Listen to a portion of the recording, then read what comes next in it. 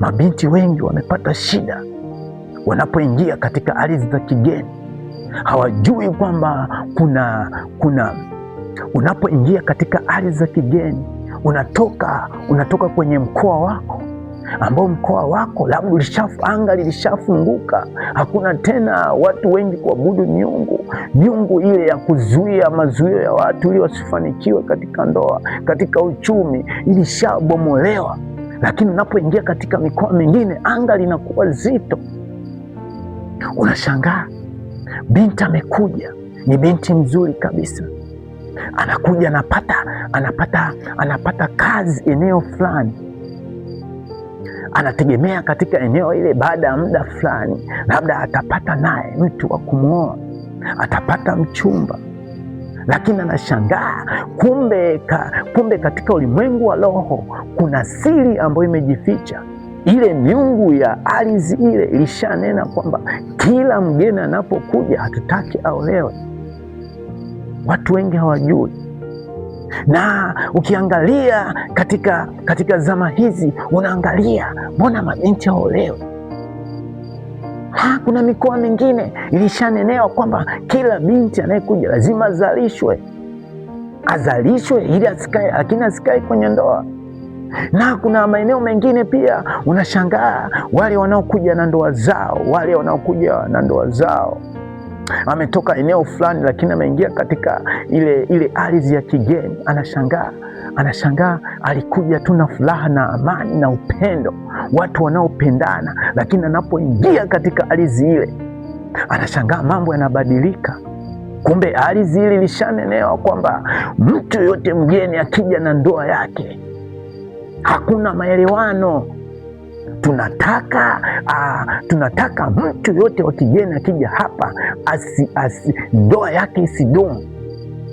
Watu wengi hawajui, na watu wengi wameishia walikuja wawili, lakini mwisho wa siku anashangaa baadaye anakuwa peke yake. Vurugu zimetoka wapi wakati kulikuwa na maelewano mazuri? Kumbe hajui siri iliyopo katika ardhi ile. Ardhi ilishanenewa kwamba hakuna mtu kukaa na ndoa, hakuna mtu kuolewa. Watu wengi hawaelewi, wamekaa wanapiga matime, wanasema mbona tunasali. Wamesahau kwamba kuna zuio katika ulimwengu wa roho kwenye ardhi wanaoishi, na wamekuwa wanajifariji.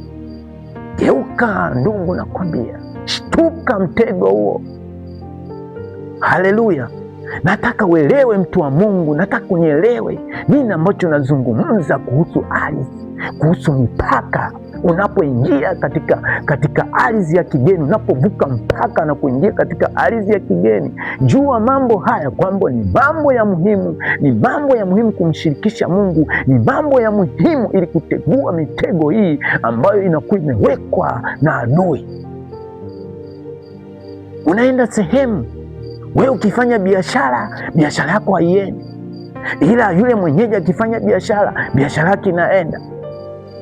Ukishika hiki, ukitaka kujenga, ujenzi unakuwa mgumu. Mwenyeji akitaka kujenga, ujenzi unakuwa ni rahisi. Na wakati mwingine unajifariji kwamba nitajenga. Kumbe kuna zuio ambalo limewekwa. Na wakati mwingine unajifariji kwamba mimi sio kukaa huko, nitajenga tu, nitatoka tu, nitajenga nyumbani. Lakini miaka inaenda bado hujengi. Miaka inaenda bado mafanikio yako ni yapo pale pale. Shtuka mtu wa Mungu, kuna zuio ambalo limekuwa limewekwa na adui. Kuna zuio ambalo linakuwa limewekwa na adui, wewe binti usiolewe. Kuna zuio ambalo linakuwa limewekwa na adui kwamba wewe binti uje uzalishwe mtoto alafu usiolewe.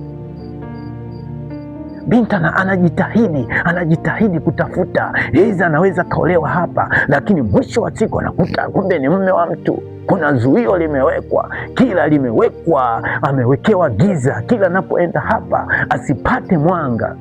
Nataka upone katika jina la Yesu Kristo. Nataka upone leo, nataka kanisa upone leo, ili tumwabudu Mungu kwa furaha na amani katika jina la Yesu. ni moja wapo ya kuchunga sana.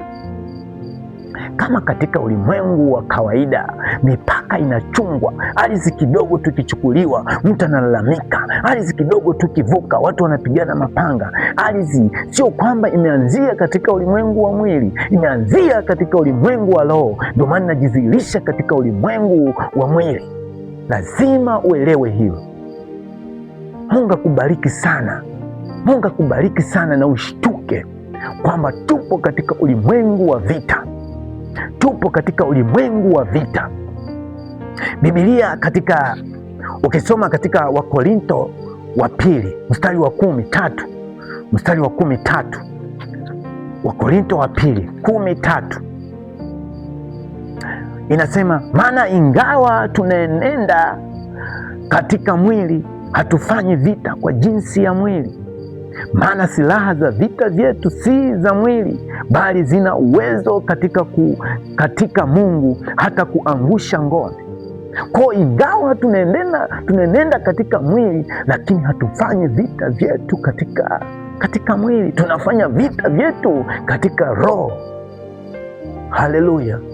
Usitegemee kuendelea kupigana katika mambo ya mwilini. Usiendelee kupigana ukiwa ofisini, kupigana katika mwili. Usiendelee kuendelea kulaumu katika mwili. Hiyo ni vita. Kile kiti ambacho unakalia, kile kiti pale ofisini, hiyo ni vita. Lazima uende katika ulimwengu wa roho. Unapokuwa kwenye nchi ya kigeni, unapokuwa kwenye ardhi ya kigeni, sio kwamba ile miungu inapenda ufanikiwe. Lazima upigane vita katika ulimwengu wa roho, ndipo utafanikiwa ile vita. Ile cheo ambacho nacho sio kwamba watu wote wanapenda, bali kuna vita ambayo kila mtu anatamani afike pale kwenye ambapo ulipo. Lazima upigane vita kwa namna nyingine, ubadili mfumo wa kupigana vita. Acha kulalamika katika jina la Yesu.